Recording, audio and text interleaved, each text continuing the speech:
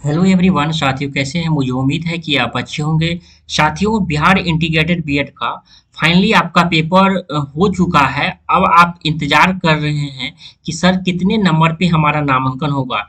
तो यह सेशन बेहतरीन होने वाला है जिसमें हम चर्चा करेंगे Bihar Bihar 4 year Bihar 4 year BEd का 4 ईयर बीएड जो कि आपका पेपर हुआ है 29 सितंबर को। तो उसका कितने बच्चे ने कितना स्कोर किया, ठीक। साथ ही साथ उसके पूरे कट ऑफ पर हम चर्चा करेंगे। साथ ही साथ ये भी देखेंगे कि आखिर मुझे कैसे नामांकन होगा, कैसे काउंसलिंग प्रक्रिया चलेगी, इसके बाद आगे वाला प्रोसेस क्या होगा, ठीक। तो एक एक करके हम चर्चा करेंगे। हमारा यह 24 यानी जो आपका 29 सितंबर को जो पेपर हुआ है, 29 सितंबर आपको जानकारी तो होना चाहिए ना कि आप कट ऑफ जो देख रहे हैं या आपका किस डेट का पेपर हुआ है।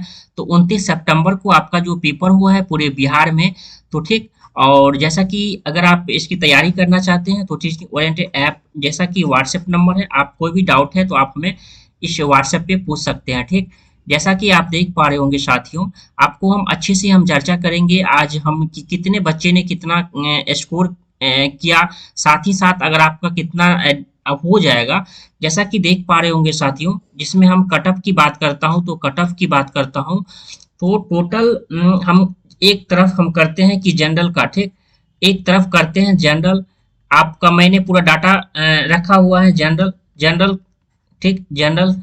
और उसके बाद हमारा एक आता है बीसी, और उसके बाद आता है ईबीसी, उसके बाद आता है हमारा एससी, और चौथा हमारा आता है एसटी, ठीक। आप इसे कर सकते हैं जैसा कि देख पा रहे होंगे। यह हमारा क्राइटेरिया होता है। और बीसी हुआ, ईबीसी हुआ, और पूरा हमारा एससी हुआ और एसटी हुआ। इसी कास्ट पर हमारा पूरा मेरिट लिस्ट बनने वाला है, ठीक। जैसा कि मेरे बहुत सारे बच्चे मैसेज किए हैं उसके हिसाब से मैं ऐसा मानता हूं कि जनरल का कट ऑफ 50 से 55 से ज्यादा नहीं जाएगा। 50 और 55 के बीच में ही जनरल का कट ऑफ रहने वाला है। अगर आप सोच रहे हैं कि आपका स्कोर उसके आसपास है तो आपका एडमिशन जरूर हो जाएगा 50 से 55।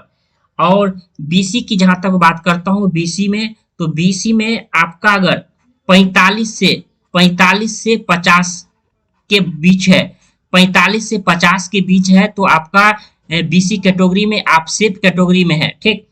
ईबीसी की जहां तक बात करता हूं तो ईबीसी में 40 से 45, अगर आपका 40 से 45 मार्क्स है यानी आपने इतना क्वेश्चन सही किया हुआ, ठीक।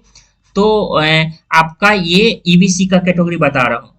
एससी की बात कर रहा हूँ तो एससी में 37 से 40 अगर मार्क्स आपका आ रहा है तो आपका एडमिशन हो जाएगा। एसटी की बात करता हूं तो 34 से 37 ये हमारा एसटी का हो गया। अब हम बात करते हैं कि जनरल जो फीमेल है हमारा, फीमेल की बात करता हूं तो फीमेल में भी, क्योंकि उसका फीमेल जो है आपका इसी यही कट ऑफ रहने वाला है, ठीक। 50 और 55 के बीच में अगर आपका एक नंबर कम किया जाए, और जैसा कि आपको इसी प्रकार बीसी में और ईबीसी में और एससी में और एसटी में, ठीक। तो अगर आपका भी, अगर जैसा जनरल की बात करता हूं तो 50 से 55, 50 से 55, और ईबीसी हुआ तो 45 से 50, ठीक। और जैसा कि अब ईबीसी में आप 40 से 45, ठीक। और जैसा कि एससी में 37 से 40, और उसके बाद एसटी में 34 से 37 बताया, ठीक। तो ये जो मेल और फीमेल का मैं जहां तक बात करता हूं तो मेल का जो है, मेल से आप एक दो नंबर, अगर जो लोग फीमेल हैं तो एक दो नंबर इसमें भी आप कम कर सकते हैं। जैसे मैंने बताया कि जनरल कट ऑफ 50 और 55 के बीच होने वाला है, तो उससे भी कम अगर आपका है तो हो जाएगा एडमिशन। 40 से 45 ये आपका, मैंने बीसी की बात किया, ये आपका बीसी हुआ, और ये आपका जनरल हुआ, ठीक। और ये 40 से 45 ये आपका ईबीसी हुआ, और ये 37 से 40 एससी हुआ, और 34 से 37 तो हमारा ये एसटी हो गया, ठीक। तो इससे ज्यादा कट ऑफ नहीं रहने वाला है 4 ईयर इंटीग्रेटेड बीएड में 2024 को लेकर। तो मैं बता रहा हूं, मैं इसी के इर्द गिर्द जब आपका फाइनल जब आपका आएगा तो आप देखिएगा कि इसकी इसी के इर्द गिर्द आपका फाइनल कट ऑफ रहने वाला है। ठीक, अगर आपका स्कोर इतना के आ रहा है, ठीक, तो आप काउंसलिंग के बारे में आप सोच सकते हैं। और उससे भी जैसे जैसे मैंने जनरल का 50 से 55 बताया, तो उससे 1-2 नंबर कम हो सकते हैं, लेकिन ज्यादा नहीं होंगे। बीसी की बात करता हूं तो बीसी में 45 और 50 के बीच में, क्योंकि मैं जो डाटा बता रहा हूँ यह ऑथेंटिक है और मैं ऐसा मानता हूँ कि इसमें आपका एडमिशन हो जाएगा। 45 और 50 जैसा मैंने बीसी में बताया तो उसी में हो जाएगा। ईबीसी 40 और 45, एससी 37 और 40 और एसटी 34 से 37, इसी के बीच आपका कट ऑफ रहने वाला है। आप इसे स्क्रीनशॉट करके भी रख सकते हैं। अब ये होता है कि हमारा ये कट ऑफ जो हो गया, तो कट ऑफ जारी होने के बाद जब हमारा यह आपका पता होगा साथियों कि आपका 4 अक्टूबर को आपका रिजल्ट भी आ जाएगा। ठीक, 4 अक्टूबर को आपका रिजल्ट भी आ जाएगा। और आंसर की जैसा कि मैंने कहा, आंसर की जैसा कि मैंने पहले ही कहा था कि आंसर की को लेकर कि आंसर की आ चुका है। ठीक, आंसर की आपका फाइनली आ चुका है, आप मिलान कर सकते हैं। और इसको देखने के लिए teaching oriented app, teaching oriented YouTube channel पे आप चले जाइए, जिस चैनल को आप देख रहे हैं टीचिंग ओरिएंटेड पे, तो वहां दिया गया है, आप इसे चेक कर सकते हैं। अब इसके बाद क्या होगा, कट ऑफ तो हमने फाइनली बता दिया कि जनरल का कितना रहने वाला है। जनरल का कितना रहने वाला है, 50 और 55 के बीच। ठीक, इसके बाद हमारा बीसी की बात करता हूं तो बीसी में कितना रहने वाला है, बीसी में 45 से 49। फिर मैं बता रहा हूं ईबीसी का कैटेगरी बता रहा हूं, ईबीसी में 40 से 45। उसके बाद एससी की बात करता हूं तो एससी में आपके रहने वाले हैं 37 से 40। और एसटी की बात करता हूं तो एसटी में आपके 34 से 37। तो ये मैंने फाइनली आंसर की बताया, उसी के इर्द गिर्द रहने वाला है। ठीक, इसके बाद आपकी काउंसलिंग की प्रक्रिया, जैसे ही रिजल्ट आता है तो काउंसलिंग चलेगी। काउंसलिंग, ठीक, काउंसलिंग आपका मुजफ्फरपुर में ही होगा साथियों।